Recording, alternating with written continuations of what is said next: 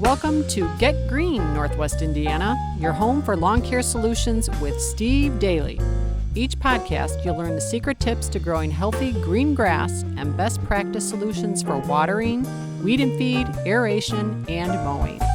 Here are your hosts, Steve Daly and Jim Jano. So, Steve, spring has sprung. It sprung a long time ago, Jano. Hey, so today we're going to talk a little bit about grass fertilizer for spring. And if you didn't hear it, at the last podcast, we talked about early spring and how timing and control is everything. But today we're talking about what you do as a lawn care company. And not only that, but we're going to talk about why it's important that you stay with a plant all year long. So let's start off, Steve. As a lawn care company, you offer these services: lawn aeration, fertilization, weed control, overseeding, and pest control. So let's start off with lawn aeration. Is that where we start, or do we start with fertilization? In reality, you can aerate in the clay anytime you want, and some of that depends on thatch layer, on compaction. How soon do we got to jump on that? A lot of the time, I tell people to start fertilizing it, unless there's a particular problem. But let's get after it. Let's try to get it in shape, and we can address the aeration a little bit down the road. It depends on timing of things and everything else. It never hurts to aerate. You know, and I'm kind of excited this year because you have it in the plans for my yard to get aerated, which I have a lot of clay. And we're actually going to do a podcast that day. So I'm really excited to see a day in the life of perma-Green lawn care doing an aeration, because you guys got some pretty cool equipment and stuff. And so I'm looking forward to that. But so let's start off with fertilization. Sure. It's spring. Mm-hmm. What, for listeners that didn't hear the last podcast, what does fertilization do? What is it intent in the spring? Well, I mean, you're trying to basically bring it out of dormancy. Not high amounts of nitrogen, which is a lot of people want to go out there and blast it. They want to give it color. Oh my, look at my lawn glow. Now, part of the reason why we went to, say, giving a growth regulator out, seeing how that works, and I want to slow it down. I don't want to create tons of upgrowth. All I want to do is get it fertilized, get it growing, and then slow it down a little bit. Usually we're running half pound rates, a little over 0.6 of a pound rates of nitrogen per 1,000 in the spring. I'm not trying to fuel up growth. It comes naturally. If you were feeding it properly in the fall, your lawn's healthy, it's going to start growing. And when it does, you don't want it to grow so hard that it exhausts all the things you did in the fall. It seems to me a lot of what you're doing when you have a grass grow too fast is it may not be conducive to a healthy lawn in the summer. Correct. I mean, if it's growing too fast in the spring, then most likely if it's exhausted a lot of its carbohydrates and resources, then you're going to run into some different things with insects and disease in the summer that you don't want. You don't want to weaken the plant.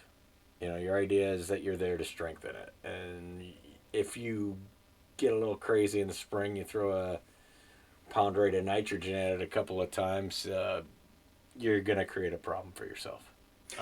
That's just not the way to do it. Any research you look at, go to Purdue's website. You know, you can follow things if you're going through their agronomy department. It'll show you. I mean, they have a method to the madness, and generally throughout the course of a season, you're applying about 4 pounds of nitrogen to about 1 pound of potassium. In our area, we don't need a lot of phosphorus unless you're installing a lawn. Matter of fact, it's not really something that we want to do a lot of, especially around lakes where it might promote algae. So. Now, and you've mentioned you have a passion for your customers, and you've mentioned before that the one thing that customers sometimes are intolerant to is weeds, and your spring treatment has a lot to do with controlling them. The idea is, if you don't control the weeds, you won't have a job very long. And you try to do the best you can. You got to make sure that you're taking care of things as close to the beds as you can. But you got to understand basic three-way weed controls and how to enhance them to take care of some of the tougher weeds. But So your pre-emergent, is that then intended to kill the weeds, or is it intended to stop them from germinating? well, okay, your pre-emergent is for annuals. Okay, it's not going to control a whole lot of the perennials if they're established. Okay, now if it blows in from seed, say a dandelion blows in from seed, and you have a pre-emergent down, yeah, it could restrict it a little bit. But really, your pre-emergents are for crabgrass. They're not for broadleaf weeds. Yeah, they may be on the label as getting some control on it, but just from experience, you're not going to control weeds through a pre-emergent generally, other than say crabgrass or some of the annual grassy weeds. So you can't stop weeds in the summertime because you put a weed control weeds in your gonna, first app. No, what's going to stop weeds is getting a thick, healthy turf. I mean, the more you build that turf profile, the thicker it gets, the more resistant it becomes to weeds.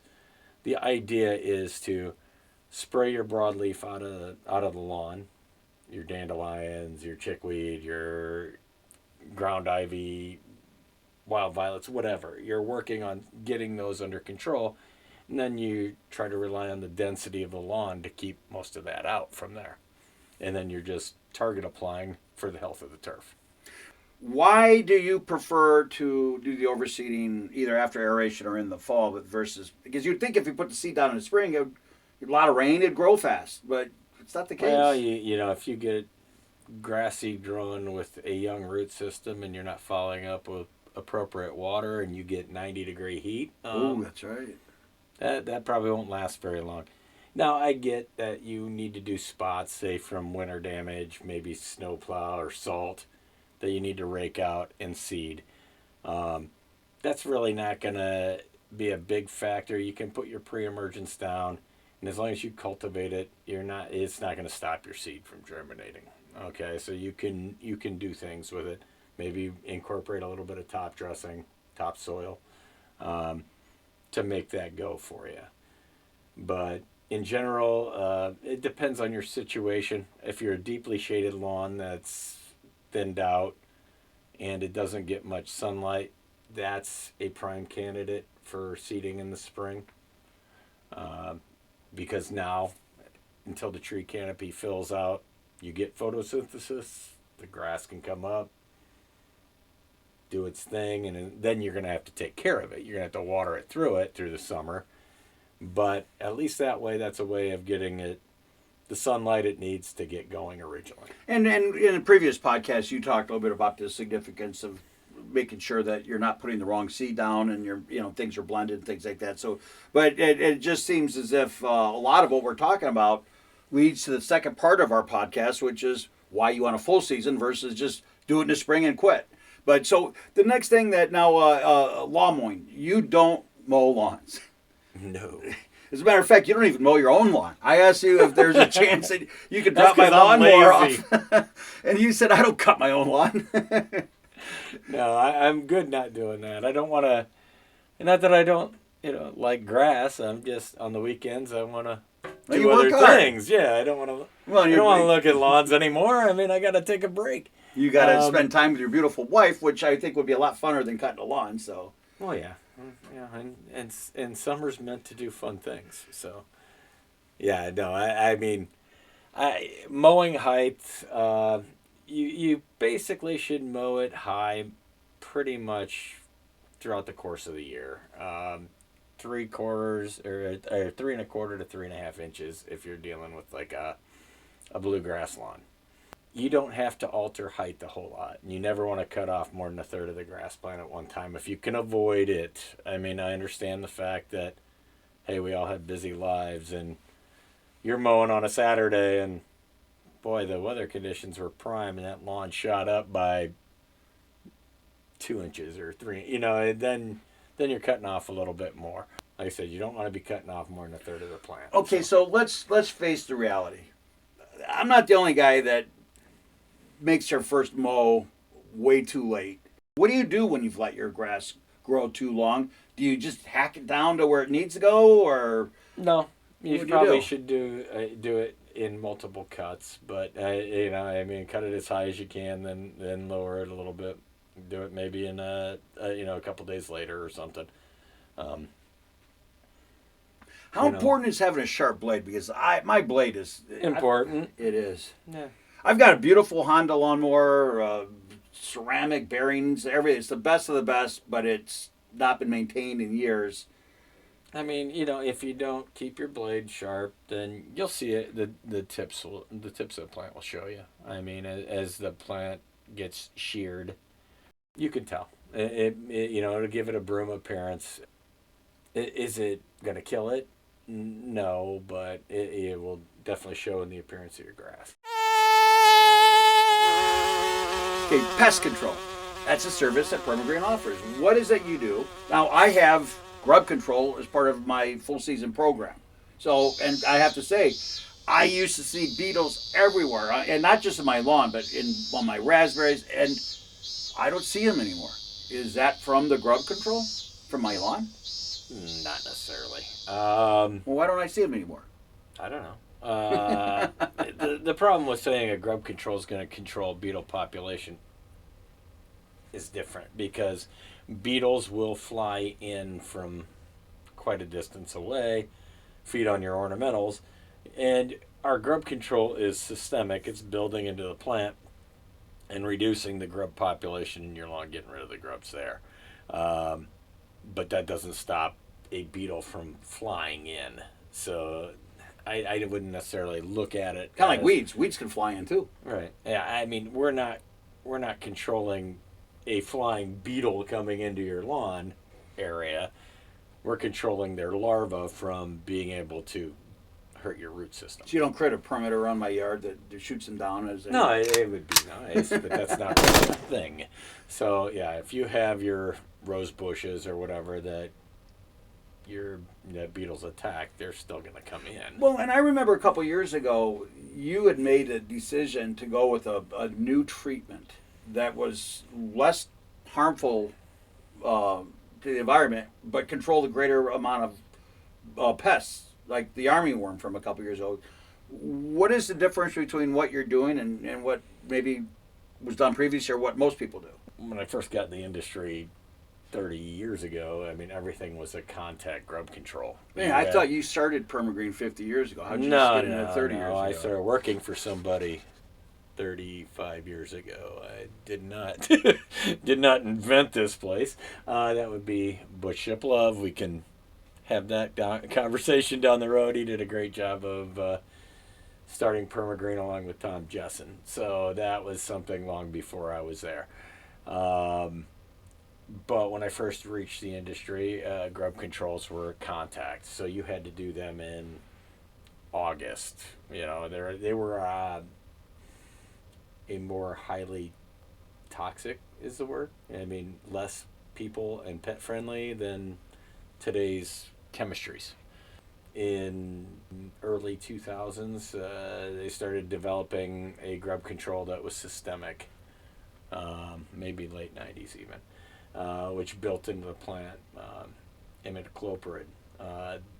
Great product, but it's not broad spectrum. It does a great job with grubs, but some of the other surface feeding insects and stuff are not controlled by it. So, as you said, with the armyworm situation of a couple of years ago, blew in out of nowhere. We've never seen it really up here before, and all of a sudden everybody was scrambling around trying to get out. I remember you were driving all over the Midwest trying to get the treatment before everybody ran out. And yeah, I was procuring as much product as I could. I'll never forget. We've never seen it here, so it wasn't like, I mean, I've been doing this for 35 years. It's the only year I've ever seen an armyworm invasion in Porter County, Indiana, and it was quite the scramble. Well, I remember you calling me. You're saying put together something to let the market know what's going on. And it's important that they address this issue, and if they see any signs, they need to treat it by pouring the soapy water and what have you. But what was interesting is you said you just contacted all of your techs and said, empty the tanks, we're going to take care, and you responded fast. I was pretty impressed by the way your team reacted to that. No, you didn't have a choice. But yeah, as opposed to having to do that going forward, the idea was to switch the product. Now it's a lot more expensive product to me to put out to the homeowners.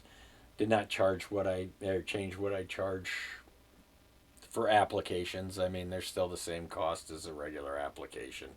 But I went to a better product, something that will cover a broad spectrum of just about everything. Well, you mentioned to me before that a lot of people like to use incentives to try to persuade people to do something they wouldn't have done otherwise. And you've always said that the best way to take care of a customer is to create greater value, not some bogus discount. And I've noticed like this year you're doing the grass growth regulators, and you're eating the cost, and that's actually something that's not cheap. But because it's something you want to say thank you to your customers for being with you all these years. And I just think it's kind of unique the way you do seem to have a passion for your customers. And obviously I'm very biased, but I see it on your social media posts. People appreciate your hard work and the hard work of your team. So let's talk a little bit about the benefits of staying with you year round. I mean, I can remember when I would always take off the winterizer and the fall treatments because I figured, what's the point? The grass would go dormant. And then I found out my lawn took a drastic change for the better when you stayed with it from start to finish. So let's talk about, first of all, consistency. How does consistency help with a full season program? Well, let's think about this. The best spring fertilizer is the fall fertilizing you did last year. That's true. I know that. So that's really, when you start talking about spring fertilization, that's hopefully more of a maintenance about what you did in the fall prior, because that's when you're supposed to run your heavy rates of nitrogen and where your root system is being attended to the most. And so that's really where, in our cool season turf, that's where you want to address it. So that's why you want to make sure you're continuing through some kind of program. Whether, and we have different things that we schedule based on, all right, I have a 2-acre lawn. Okay, 4 applications is probably good enough. Not 6 sometimes. It depends on, do I have an irrigation system? How high maintenance do I want to be? You try to work with the budget of what people are trying to do and try to figure out the best plan for them. And some of that best plan is making sure they get 2 applications in the fall. That builds it for the next year. And that is part of your spring fertilization package, which most people tend to not realize. And they say, why are you doing this winterizer in November? It's because that's the best time to do it. It's not because I'm too late, you think I'm too late. No, I'm trying to do what's best for what you hired me to do. I know the next one I think kind of it segues from the consistency, and it's the one that I think sometimes is almost as valuable as what you do, and that's the professional expertise. You make recommendations, you get on me when I'm not cutting enough, when I'm not watering enough, and you're not afraid to get on me either, that's for sure. So, but talk a little bit about your view on helping customers find solutions, that aren't necessarily applied to what you're doing. One of the biggest parts of doing lawn care is letting there be an open line of communication. If there's an issue, call. And your inside people are great. Yeah, I mean, we're trying to look at it while we're there, and we're trying to, but sometimes my eyes or, my manager's eyes need to get on a property. Maybe there's a problem, but the only thing we can do is rely on the homeowner's eyes at that point. I mean, we're there every 6 weeks or so. They're there mowing it every week. They're in their lawn. So if there's an issue, communicate. We can communicate with you. We'll be happy to come out, take a look at things. The applicator's always trying to make recommendations while he's there, but things can happen in 6 weeks, and don't necessarily wait for the applicator to be there. Just if you see something and you need help, we're there to help. So, The next thing we have on our list is time and effort savings. And I think that's a big one because everybody these days complains that they don't have enough time. All they ever do is work. And I have to admit, I kind of enjoy not having to do that part of lawn maintenance. here's the thing. Homeowners doing their own lawn, fertilizing wise, these days you are going to spend probably 75% or better than hiring a service. Look at the cost of the product on the shelf out there right now. 12,000 square foot bag of Scott's blah blah blah is going to cost you, with pre-emergent, going to cost you $80. Mm-hmm. We can do a lawn that size probably in the 90s. It just doesn't make sense for a homeowner to go pick it up unless they like doing it. I mean, and they enjoy it. That's different. I'm not saying, and they have good knowledge, have at it.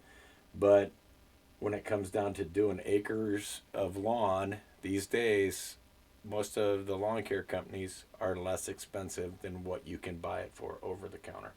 And I've experienced that, and I've got a lot of friends that now do business with you that hadn't been working with lawn care service You have before. friends? I do, actually, I do. Oh, okay.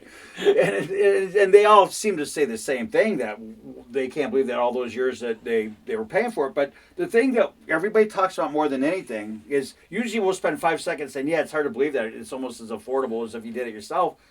But in the end, nobody hires you because they want to save money. They're hiring you because they want a good, healthy lawn. And that's, at the end of the day, that's what I got over what I did before, is I've got a lawn, especially with my backyard, which I always struggle with.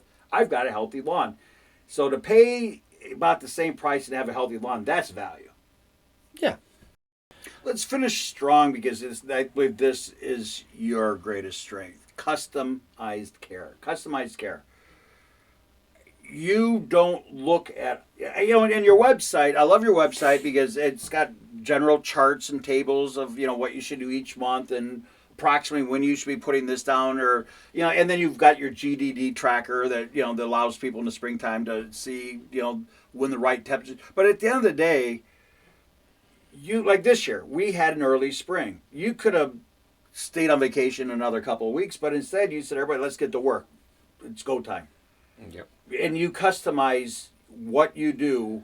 When you adapted a couple years ago to the armyworm, I don't know too many lawn care companies that said, no, our tanks are full with this, we're going to put it out there. And you literally stopped what you're doing and customized your approach for the environment out there. And to me, that's invaluable, and it might just be the most important thing that you do.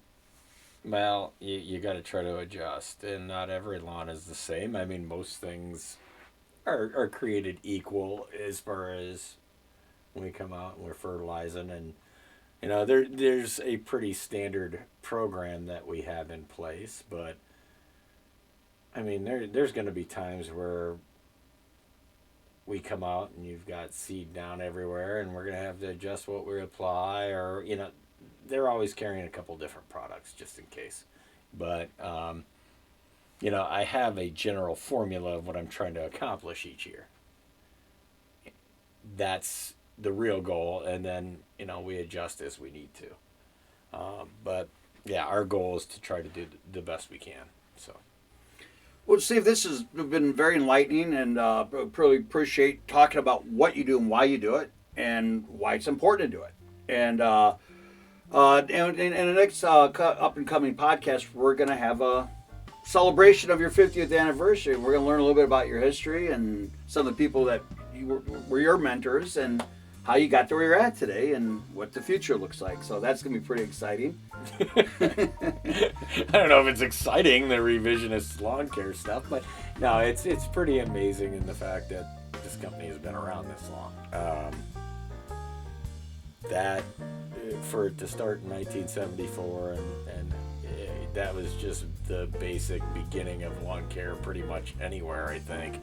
I don't think really lawn care companies started popping up until the mid to late 60s. So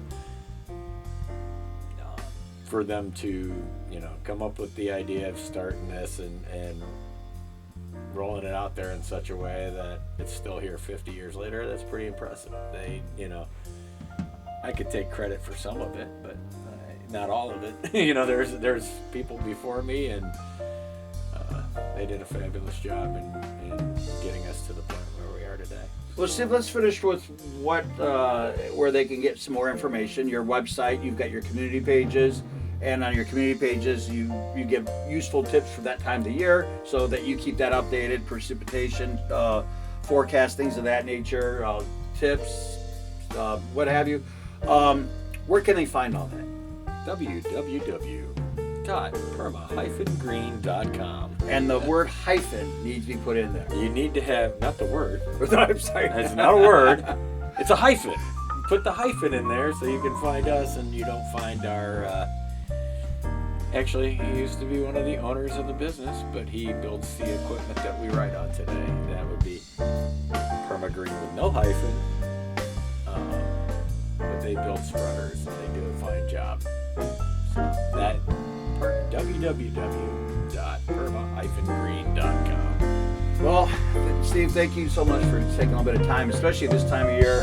I know it's a little bit tough for us to get you out of your route and come in and spend some time with us. So thank you very much. Thank you, Jano. Happy Green Lawns, everybody. Have a great day. You too, Steve. Thank you.